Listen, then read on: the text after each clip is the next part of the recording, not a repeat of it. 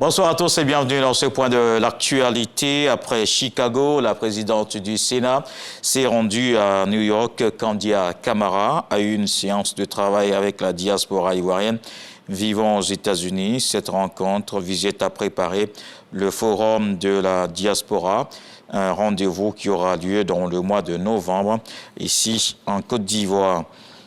Et ici en Côte d'Ivoire, dans le nord du pays, plus de 1000 chefs de village et de cantons sensibilisés sur l'importance de l'état civil. C'est une initiative du président du conseil régional du Poro, Fidèle Boroton Sarasoro. Il est soutenu par le haut représentant du chef de l'État, Gilbert Kone Kafana, le ministre de l'État, Ténébi Raïma Ouattara, le ministre de la Communication, Amadou Koulibaly, et Françoise Remarque de la Culture. Le président de la Chambre des rois et chefs traditionnels, Sa Majesté Amontano, a effectué un déplacement. Une occasion saisie pour offrir des tenues d'apparat à tous ces chefs pour la valorisation de la culture Sénoufo. Et chez les alliés des Sénoufo dans le Gantougo, l'insertion professionnelle de la jeunesse est une priorité dans la région. Après 6 mois de mise en activité, 47 jeunes ont reçu chacun des chèques. Avec ce soutien, ils pourront financer leur projet de développement. Khalil Diomandé. Des chèques de 120 000 francs CFA remis à 47 bénéficiaires du programme TIMO, travaux à haute intensité de main-d'œuvre, après 6 mois de mise en activité à Bandoukou, région du Gantougo. Ces financements de l'Agence Emploi Jeunes leur permettront de réaliser leurs projets respectifs. Au nom de toute la jeunesse départementale, nous tenons à féliciter le chef de l'État, son Excellence, le président Alassane Ouattara et son gouvernement d'avoir décrété les années 2023, 2024 et 2025 comme celles de la jeunesse, facilitant ainsi l'accès à l'emploi et à la formation pour de nombreux jeunes. L'Union européenne va continuer à travailler main dans la main avec l'ensemble des acteurs et surtout avec les jeunes pour un avenir où les jeunes sont au cœur de l'innovation, de la paix et du développement. Pour parvenir à une véritable autonomisation, le député de Bandoukou, Meizan Kofi Noël, représentant le ministre de la Promotion de la Jeunesse, met un point d'honneur sur l'utilisation optimale des financements. Cet accompagnement financier est une récompense pour le travail accompli et un encouragement à poursuivre le chemin de l'autonomie et de la responsabilité. Il doit être utilisé à bon escient. La balle est désormais dans votre camp.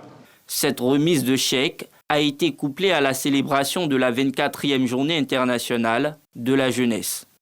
Dans le reste de l'actualité au Soudan, une deuxième vague de choléra a été déclarée officiellement le 12 août par l'Organisation mondiale de la santé. 158 cas et 28 décès ont été comptabilisés dans 5 États du pays. Difficile alors de répondre à cette épidémie en pleine saison des pluies. Les discussions des derniers jours, pendant ce temps à Genève, entre les belligérants n'ont pas abouti sur un cessez-le-feu. Cependant, l'engagement a été pris de garantir un accès sûr et sans entrave aux humanitaires sur 2 routes clés, dont le poste d'Adré à la frontière avec le Tchad, ouvert depuis quelques jours. Une décision que le représentant de l'OMS salue, mais pour lui, il faut que les armes se taisent désormais dans le pays.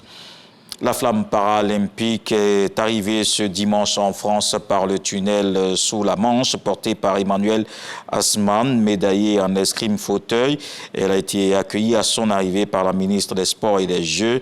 Une centaine de personnes étaient présentes, dont une cinquantaine d'élus et de bénévoles. La passation de la flamme entre porteurs britanniques et français a eu lieu en milieu de tunnel vers 12h20.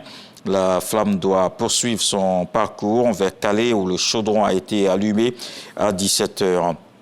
Avant de terminer aux États-Unis, la campagne de Kamala Harris assure avoir levé 540 millions de dollars en un mois. L'équipe de la candidate démocrate à la présidentielle américaine a fait l'annonce ce dimanche. La vice-présidente américaine qui a rejoint la course à la Maison-Blanche le 21 juillet en remplaçant au pied levé de Joe Biden a été investie cette semaine à Chicago. La note souligne l'importance des petits donateurs et précise qu'un tiers des dons enregistrés pendant la semaine de la convention démocrate viennent des premiers donateurs. Et on se retrouve à 20h pour la grande édition.